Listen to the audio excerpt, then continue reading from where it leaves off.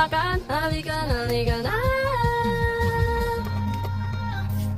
Hi guys. Busy nga pala si Mama sa kanyang ginagawa. Hi Mama. Ang ginagawa mo? Para sa mga baliw sa pag-ibig. Taray mo. Yan guys. Gumagawa si Mama ng kanyang design. Alright. Pang-decorate daw sa aming bahay. Because a little something like this. O, diba? Artist yarn! Ma, nasa amin yan eh. Di ba, Ma? Ang aking mga mata, dahan-dahan ang nahulog. Hindi ko na malayan. Ikaw pala. Ikaw na lang ang matagal ko nang hinihintay.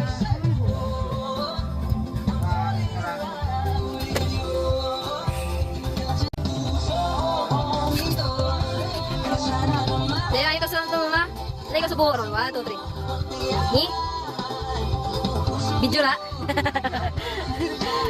Alagaan kita, cause it's something about you, baby.